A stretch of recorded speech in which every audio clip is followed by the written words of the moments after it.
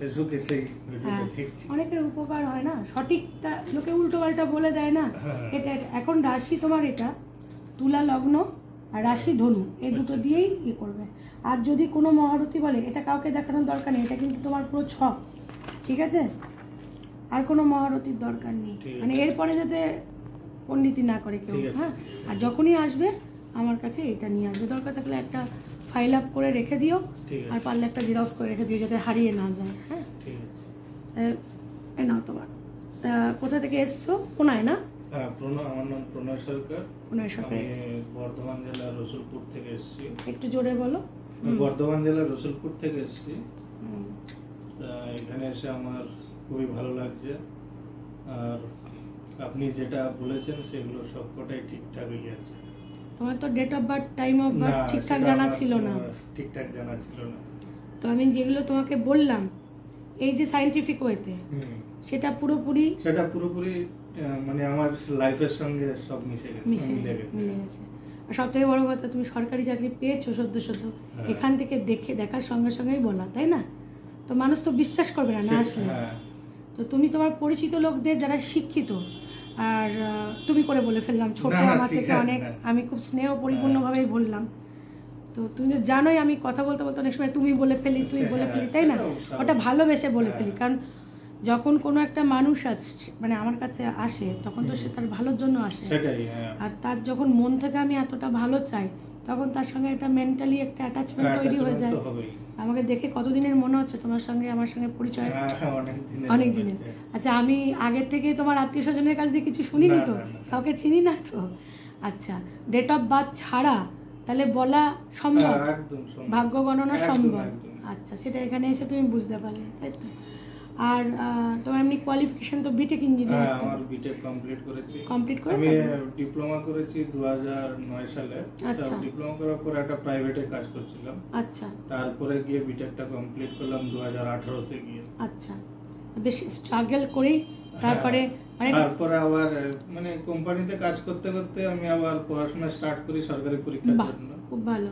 এবার সেখানেও আমার অনেক টাইম লেগে গেছে।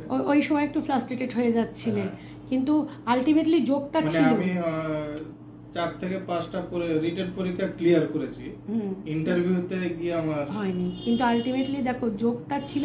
আমি যেমন বললাম তোমাকে, দেখো তুমি সরকারি চাকরি করছো, তাহলে যোগটা ছিল। তাহলে যোগ থাকলে পাওয়া যায়, সেটাই, তাই না?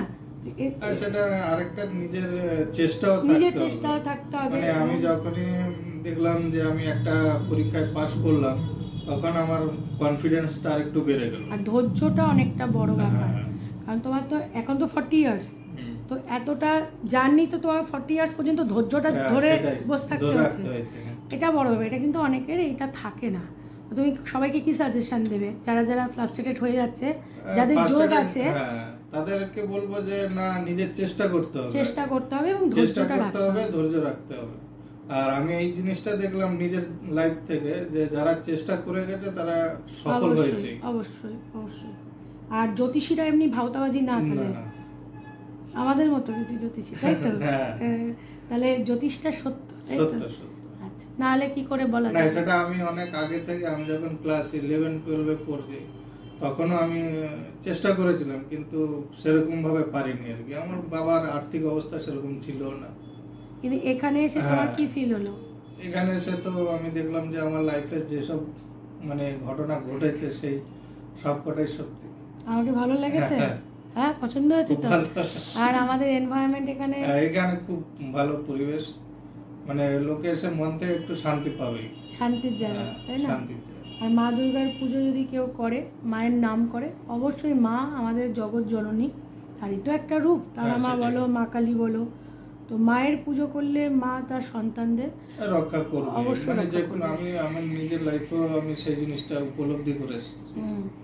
এবং তোমার এই জিনিসগুলো আমি বললাম যেটা, তুমি এটা করে নাও, তাহলে মা দুর্গার পুজোটা আমার দেখানো পথে তুমি করছো, তাহলে এটা ডিসিশন নিয়ে। আচ্ছা, ভালো থাকো। আর তোমার যারা মানে কাছাকাছি লোক, ওই যে যেখান থেকে তুমি এসছো বর্ধমানে, এখানে তো কলকাতাতে তুমি চাকরি পেয়েছো, তো তোমার এখানে সব চেনা পরিচিত বন্ধু বান্ধব, আত্মীয় স্বজন বা এলাকার হ্যাঁ, লোককে আমি তুমি কি বলবে? মোটামুটি তাদেরকে বলবো যে এখানে আসার জন্য, তাদেরকে সাজেশন করব যে এখানে এসে একবার দেখে যেতে। ঠকবে না, না, বরঞ্চ যারা ফ্লাস্ট্রেটেড হয়ে যাচ্ছে হ্যাঁ তারাও ভালো থাকবে, তাই না? ইয়ং ছেলে মেয়ে যারা পড়াশোনার হ্যাঁ, মধ্যে রয়েছে, কারণ আমার এখানে তো যারা ডাক্তারি ভালো ভালো লেভেলে তো আসে, দেখেছো হুম, হুম, সবাই, সায়েন্টিস্টরাও তো আসছে, হ্যাঁ, তারা যদি আসতে পারে, সেটাই। এটা তো বিজ্ঞান ভিত্তিক। হয়তো এই সায়েন্সের পিছনে আমাদের পড়াশোনার যেটা পাঠ্যপুস্তক আছে সেটা হ্যাঁ, নেই, হ্যাঁ, কিন্তু গভীরতম রহস্য একটা আছে, তাই না? হ্যাঁ, সেটা তো থাকতেই হবে, না হলে সেইভাবে আর মা দুর্গার একটা মানে ঠাকুরের ভগবানের আশীর্বাদ না থাকলে এগুলো হয় না, না, না। এগুলো তো গুপ্তবিদ্যা। হ্যাঁ, যাই হোক, ভালো লাগলো তোমার সঙ্গে পরিচয় করেও। আর প্রত্যেকে পড়াশুনো করুক, সবাই ভালো হ্যাঁ, কাজ সবাইকে, করুক, হ্যাঁ, সেই জিনিস। এটাই আমি চাই। হ্যাঁ, এটা তো আমাদের পেজ ফলো করলে তো, সবাই তো অবশ্যই। ফেসবুক দেখেই তো তুমি এসছো। হ্যাঁ, আমি ফেসবুক দেখে গেছি। আচ্ছা আচ্ছা, আমাদের পেজ এমনি ভালো লাগে, হ্যাঁ, হ্যাঁ। পেজের কর্মকাণ্ড ভালো লাগে। কেউ আমি বানানো- মাঝে মাঝে অবশ্য এখন কাজের সূত্রে মানে আমি যতদিন বাড়িতে ছিলাম, আমি মাঝখানে 1 বছর বাড়িতে পড়াশোনা করেছি, আচ্ছা। কোম্পানির কাজ ছেড়ে দিয়ে। আচ্ছা তারপরে পরীক্ষা হয়ে যাওয়ার পরও আমি আবার কোম্পানিতে চলে গেছিলাম। আচ্ছা তারপরে কোম্পানি থেকে আবার ইন্টারভিউতে যখন ডাক পেলাম, আবার এলাম ইন্টারভিউ দেওয়ার পরে।